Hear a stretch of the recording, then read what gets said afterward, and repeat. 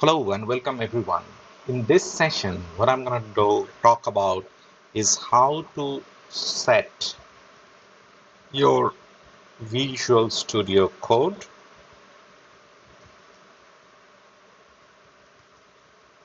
for agent and workflow. So the next series is going to happen using agent and workflow. A couple of things we need. What I'm using is what I'm going to talk, but there are other options also. You need a GitHub account. So the GitHub account is free. So this is free. So you can just go ahead and create. What do you get if you create a GitHub account?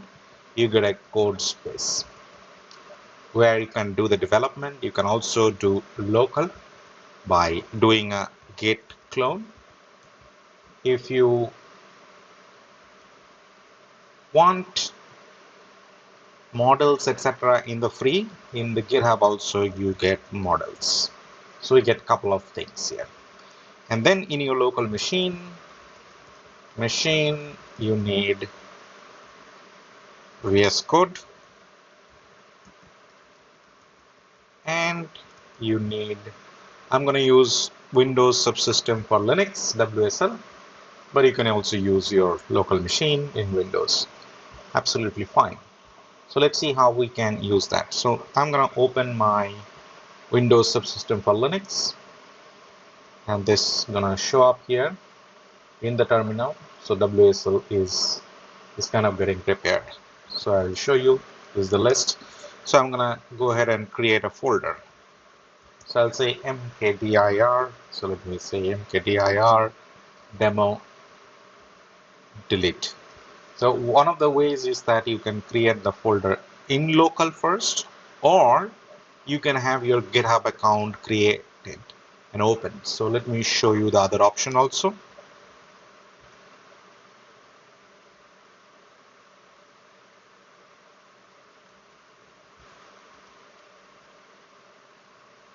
If I say github.com and I go over here and I'm gonna create a new repository. So I'll say demo delete, and you can either keep it public, or I prefer to keep it private, because if I keep it private then I can have all my keys, etc., and still do a check-in. I don't have to be really particular about it. So keep it private while you're doing development, and then once you decide to launch it for others, you make it public. Or you just take the code base and then make a public repository, but clean up all your secrets and everything from that before you make it a public. So you get a couple of templates here to start with. What I'm going to do is that I'm going to also add a README, and I'm going to add a git ignore for Python development. So I'll choose that Python option, and you can either select a license or just say no license. So delete this repo. I just mark a note. And once you see here, it's private. So once I click on create repository, the repository is going to go ahead and get created. Now, one of the easiest ways is to use the code space. So imagine that you are in a machine where you do not have the local admin rights, you do not have the WSL, you cannot install anything. You get certain amount of free code space hours and space available even with your free GitHub account. So if you say create a code space in master, I'm gonna get a machine up and running for me. So it's good enough for me to do the development using browser.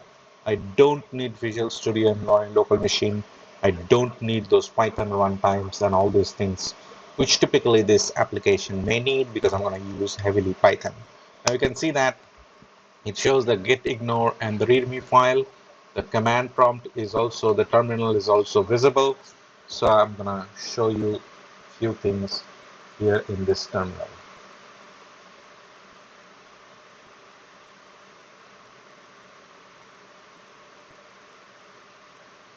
Okay, now let me make it a little bigger. because I'm gonna use it here. Close the other part. Now, a few things I'm gonna run here in this terminal. First thing, I'm gonna use something called UV. UV is a pretty fast package management option, so it comes with a lot of goodness. So let me see if the UV is configured. So it is not here. So I'll say pip install UV, and it installs the UV in mine. So this is what you can also do in a local machine. You can just download the pip, the UV from pip, and once you have that UV, what you get to see is that UV is up and running.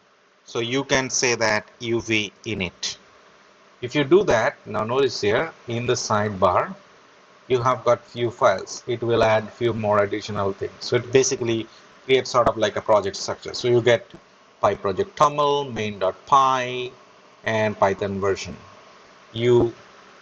When you run things in the GitHub code space, because it's only a one single code base, you don't need virtual environment. But in your local machine, you might need virtual environment. So in that case, you will see in the local machine, I don't want to do this in the GitHub code space because it's anyways my own thing, only one code base, so there's no conflict gonna come. So this is not relevant in the code space, but in the local machine, this is very important. So UV virtual environment, VNV.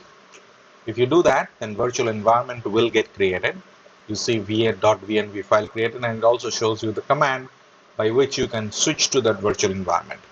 Now, one of the things it does in the thing, if I say source dot vnv bin activate, it uses this demo delete virtual environment, inside of which now I can install all my components. So for example, if I'm using OpenAI API, so what I essentially would be doing is that pip install OpenAI. I won't do that. What I will say is that UV pip install OpenAI, and it's very fast. You can see that it's significantly fast if you compare that with the pip install command. So you can see that it also brings in a lot of additional dependencies like Pydantic and all of them. So Pydantic is one of the things which you also will use if you want to use so separately. But then you can see that it is now downloading all of them. Now this is where my file is created. Now I can go into the main, I can write code, or I can just delete and then remove that. So it's everything I'm doing here in this machine. Now for you to work locally, now it might so happen that the code space is no more available because you get certain free option. Beyond that, code space will stop working. So if you go into, let's say here, and you see here code spaces, and you get this code space.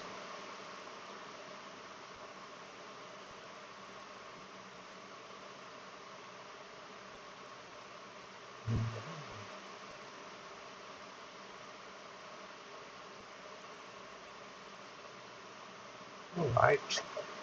And then what I'm going to do also is that now you can see that it is using 2-core machine, 8 GB RAM, 32 GB space, and the storage is being used this. So there is a report in the code space which I'm looking for, where you can do that and then find what is the usage pattern looks like. So keep watching that. If you hit that limit, because it's a free account, you will not be able to use it. Now, what is then the choice for you to go ahead and run it? You need to do a git clone. But because it is a private repository, you won't be able to do a check-in and check-out. And in the git clone also, you need a token, right? So to do that, what you can do basically, you go into the settings. First, I will go here. I will say settings. I go to the settings file, and then in that, on the top down, extreme down, you have the developer setting. Correct. And in this, you have the personal access token. So I use this classic, and you can just generate a new token for this activity, right? I can just say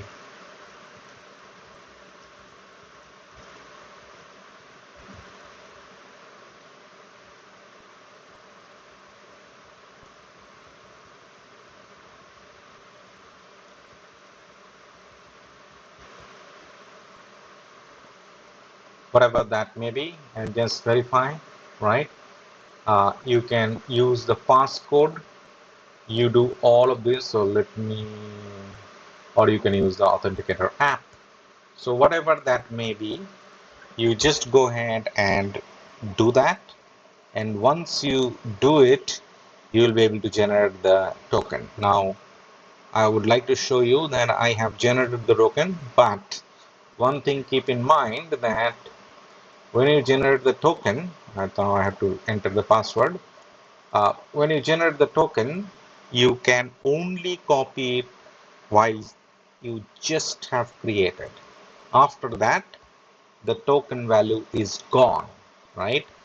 So let me bring in what I have just now done is that I kind of brought in that git clone using the token, previously created token. Now you will see that in my list,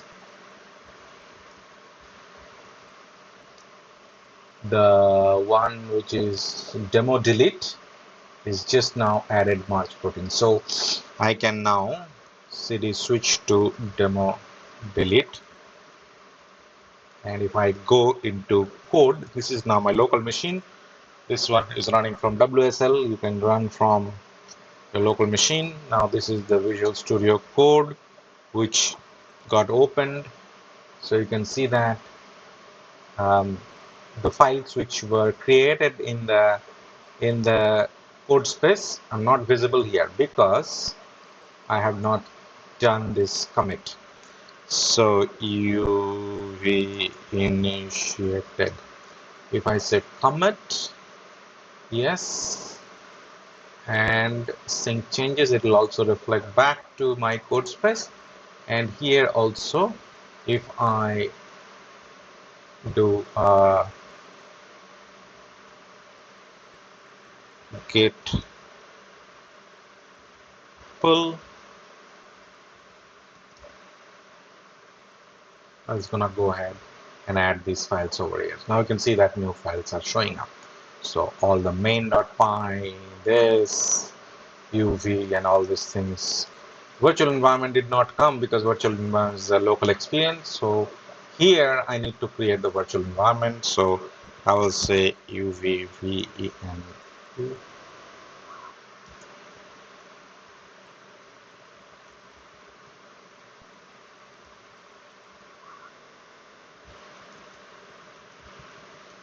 And then I say source dot v bin active, right? And then I am gonna say uv install. I can also say uv sync. Let's see what happens. So and if I do the uv sync, the uv log comes in, and then you can see all the things. Yeah. So it is basically setting the environment accordingly. So I think like we are good here. So we'll follow the same setup for each one of our demo. So just wanted to make sure that you have this setup so that you can play with it. If you are getting Visual Studio in your local machine, I would recommend the local machine setup done because it will give you some sort of uh, freeness in the way how you operate, because if you are not using the licensed version of the code space, then there's a limitation in terms of like how long you can use it. You don't want